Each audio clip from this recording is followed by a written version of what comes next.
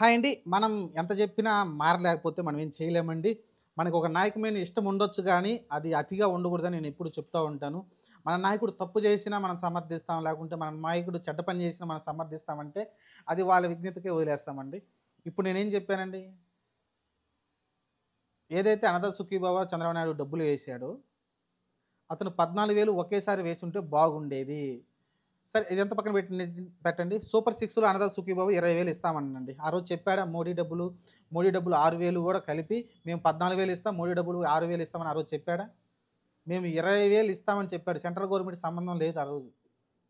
Central government ఏం సంబంధం అండి? 20,000 ఇవ్వాలి గదా! ఈరోజు. ఎంతేసాడు? 5,000 ఏసాడు. సరే.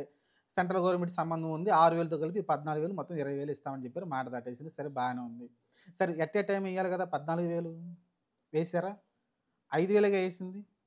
దాని గురించేగా మనం మాట్లాడుతుంది. బాబు గారు రైతులను ఎప్పుడు పట్టించుకోరని చెప్పాను. ఇంతకుముందు ఎప్పుడు చేశాడు చెప్పండి? మీరు కామెంట్లు పెట్టండి మళ్ళీ.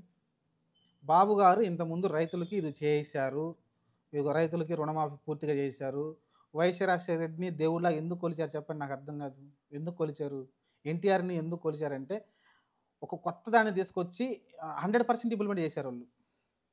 100%. ఆ రోజు వైఎస్ రాజశేఖర రెడ్డి 2004లో గెలిచి పూర్తి రుణమాఫీ చేశాడు. పూర్తి రుణమాఫీ మీ అకౌంట్‌లో డబ్బు ఆ రోజు ఉంటే 1,00,000 ఉంటే 1,00,000, 2,00,000 ఉంటే 2,00,000 రుణమాఫీ అయిపోయింది. ఆ రోజు చేసేసాడు. ఆ రోజు ఇంకా నాన్చుకుంటా విడతల వారీగా ఇంగా ఇంగా అదేదో విడతలన్నారు కదా! ఇప్పుడు 3 విడతలుగా అన్నాడు కదా! అలా విడతలేం పెట్టలేదే. సరే ఈయన రుణమాఫీ 2014లో అన్నాడు. 1,50,000 అన్నాడు. సరే 1,50,000 ఒకేసారి చేశాడా? బ్యాంకులో రైతులకేం అర్థం గాక, బ్యాంకులో రుణాలు తీసుకోవాలా వద్దా అర్థం గాకుండా, ఆ డబ్బులు కట్టాలా అర్థం గాకుండా, ఏయో బాండ్‌లిచ్చి ఒకళ్ళకి 70,000 పడ్డాయి, ఒకళ్ళకి 50,000 పడ్డాయి. ఎటు కాకుండా చేశాడు ఆ రోజు రైతుల్ని.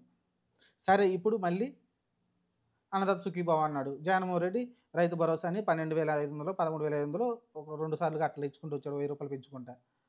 ఆయన ఎట్ ఏ టైమ్ ఏసాడు గదా! మీరొకసారి చెక్ చేసుకోండి. ఎవరొద్దన్నారు? చెక్ చేసుకోండి ఒకసారి. 2019లో ఆయన గెలిసాడు. 2020లో మీకు 12,500 ఒకేసారి పడలేదా?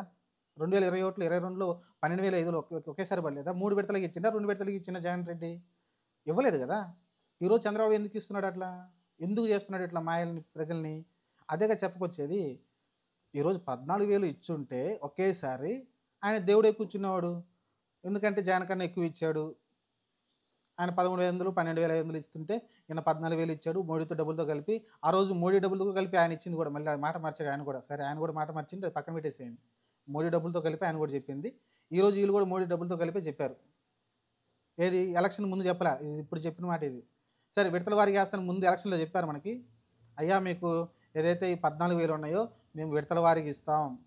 సంవత్సరంలో 3 సార్లు ఇస్తామని చెప్పారా మీకు? మనకు చెప్పారా మేనిఫెస్టోలో పెట్టినప్పుడు? పెట్టలేదే. ఎట్ ఏ టైమ్ ఇస్తా అన్నారు గదా! సరే ఇది పక్కన పెట్టండి. మొదటి సంవత్సరం ఇచ్చారా? 2024, 25 కాలం గాను ఇచ్చారు మనకి. రైతుల డబ్బులు అకౌంట్‌లో ఏసారా? ఏయలేదు గదా! ఇంక వీళ్ళు ఇచ్చేదెప్పుడు? మిగతా 4 సంవత్సరాలు ఇస్తారు. అంటే ఒక సంవత్సరం ఎగ్గొట్టినట్టే గదా! ఇక్కడ గూడా మోసం చేసినట్టే గదా రైతులను ఒక సంవత్సరం పాటు. సరే ఆ రోజు పింఛను డబ్బులు ఏదైతే ఉన్నాయో దాన్ని కలిపి గూడా ఇస్తామని చెప్పారు. దీనికి ముందు నెల గూడా కలిపి ఇస్తన్నారు ఆ రోజు. ఏదో ఆ రూ. 1000 పెరిగిన రూ. 1000. మరి ఈ డబ్బులు గూడా ఏయమని చెప్పండి. ఈరోజు మొత్తం డబ్బులు కలిపేయండి. పోయిన సంవత్సరం మేము మిస్ చేసాము. మా దగ్గర డబ్బులు లేక ఈరోజు డబ్బులొచ్చినియని ఈరోజు మొత్తం కలిపేయండి. ఎందుకేయట్లేదు? చెప్పాను గదా! చంద్రబాబు ఎప్పుడు గూడా రైతుల పక్షాన కనిపించలేదు నాకు.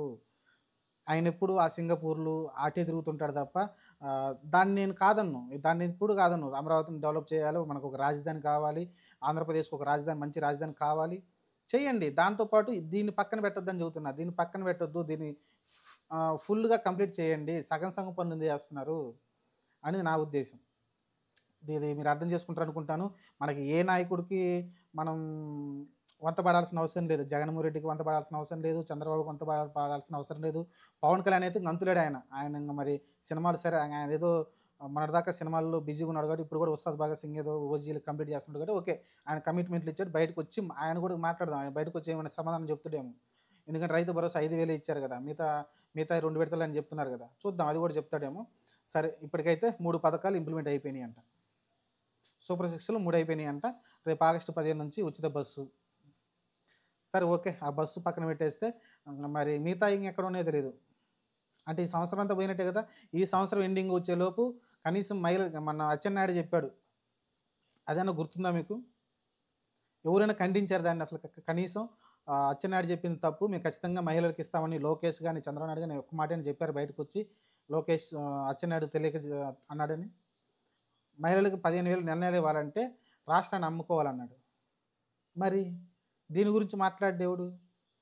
ఆ రోజు జగన్మోహన్ రెడ్డి నవరత్నాలు చెప్పిండు. నవరత్నాలు ఇంప్లిమెంట్ చేస్తుంటేనే రాష్ట్రాన్ని శ్రీలంక చేస్తున్నాడు, వెనుజులా చేస్తున్నాడని ఆ రోజు అందరూ నోరేయి మొత్తుకున్నారు కదా! నేను కూడా అన్నాను కదా! మరీ ఇన్ని డబ్బులు అప్పు తీసుకొచ్చి చేస్తే రాష్ట్రం కొంచెం చాలా ఇబ్బందులు పడుతుంది. రేపొద్దున మన తలసరి ఆదాయం పడిపోయి మన మీద అప్పుల భారం పెరుగుతుందని ఆ రోజు నేను మాట్లాడాను.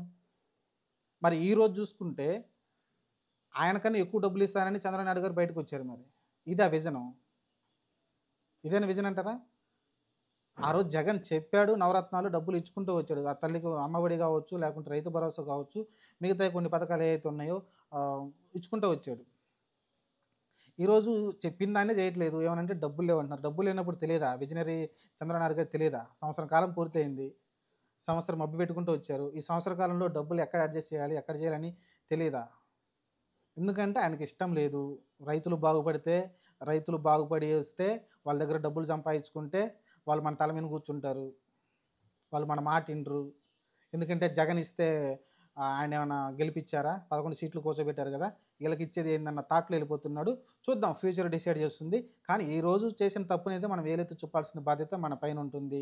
బాబు గారు ఆహ్, ఇవ్వాల్సింది 14,000 అయితే 5,000 ఇచ్చారని, మరి 5,000 ఇచ్చిందని 14,000 ఇచ్చిందని ఎలా చెప్పాలి? నాకు అర్థం కావట్లేదు. మీరు చెప్పండి. మనకి హామీలు ముఖ్యం కదా!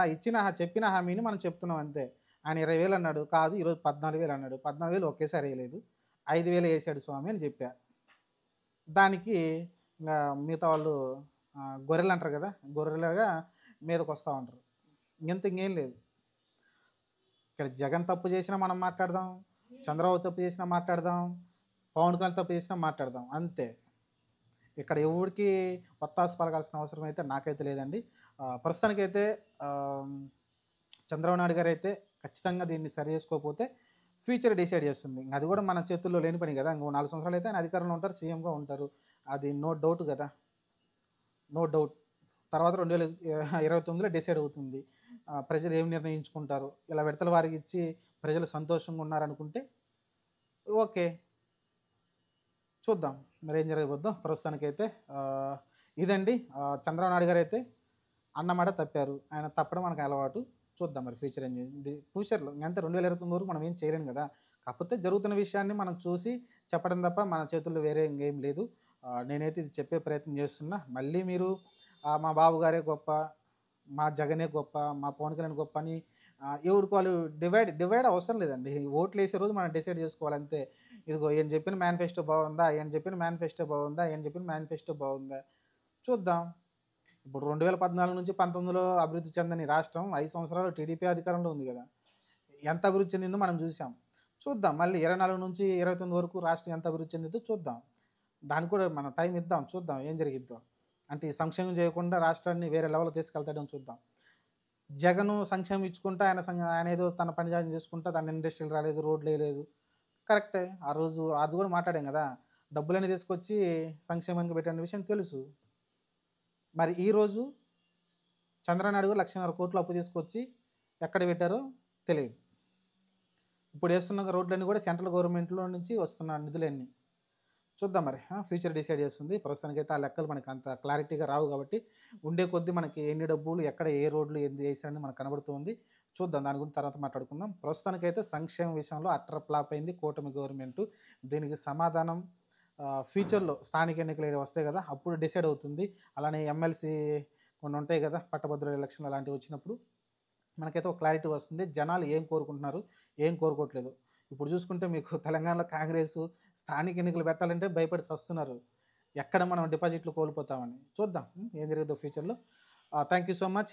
ఈ వీడియో నచ్చిందనిపిస్తే మీకైతే లైక్ అండ్ షేర్ చేయండి. అలానే సబ్స్క్రైబ్ కూడా చేయండి ఈ ఛానల్‌ని. Thank you so much.